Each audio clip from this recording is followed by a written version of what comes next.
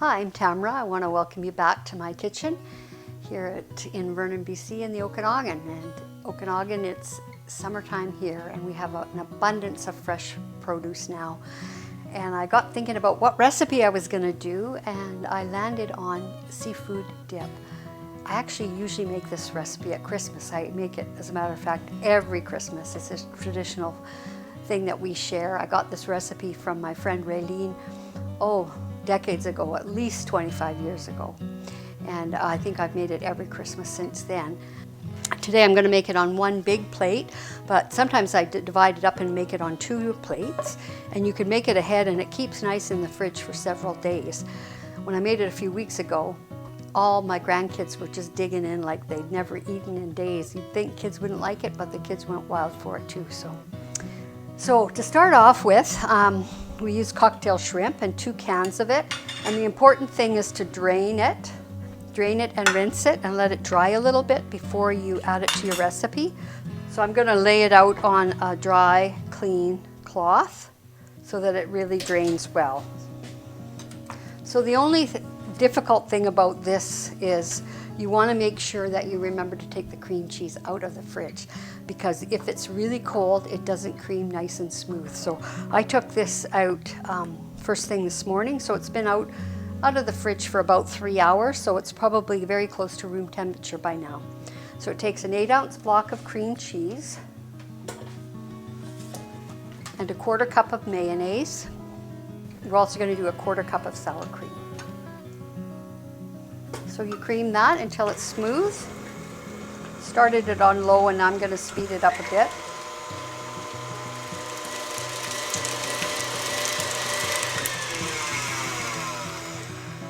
We got all the lumps out of there.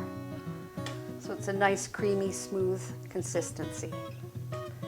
So if you have an offset knife, like for making icing, it's quite helpful in this because you can get a consistent depth of cream cheese throughout onto your plate. So when you get it all spread out, it'll be about 1/4 inch thick. All right, layer 1 is done. So I've got that so that it's drained quite well. So I'll bring it over here. And I'm just going to sprinkle them around. Spread it out thinly and evenly throughout your dip.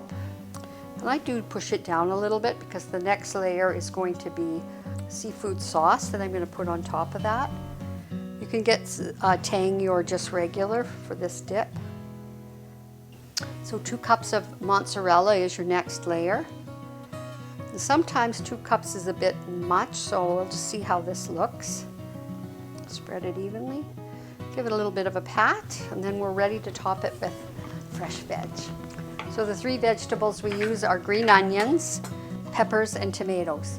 Right now at the farm we have our regular field tomatoes and we also have Roma tomatoes, and you can use either one. The flavor of both of them is outstanding.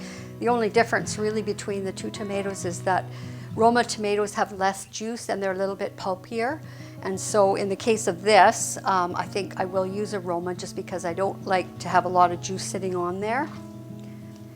I don't know how you guys cut tomatoes, but I try not to cut through, and then I just cube it because we want the pieces to be fairly small.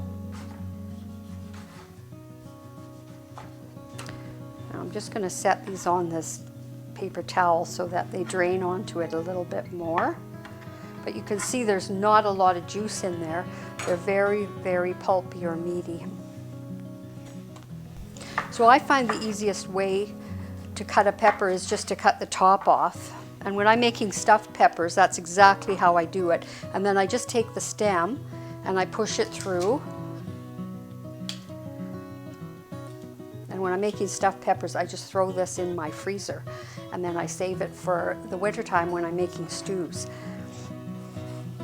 Peppers you don't have to do anything to. You can just throw them in a Ziploc bag. And of course in the wintertime, peppers are very expensive. So that's a good way to add a pepper to your dish without spending a lot of money. And then I usually cut the membrane out just because it tends to be a bit bitter. So I'm just making strips. So it doesn't really matter the order that you put the veggies on the top. So now that I've got my tomatoes drained a bit, I'm going to just spread them around evenly. That is a beautiful tomato. Tomatoes, when they're picked off the vine ripe, they have so much more flavor. And they're actually lower in acid too, because they are ripened on the vine and sweeter. Now we're going to mix in the green peppers. And then the last ingredient is green peppers. Green onions. And same thing, just sprinkle them liberally on the top of your dip. I told you it was simple. Doesn't even get any simpler than that. Seafood dip. Hope you enjoyed this simple recipe, and if you found it helpful, press the like button and subscribe for more videos.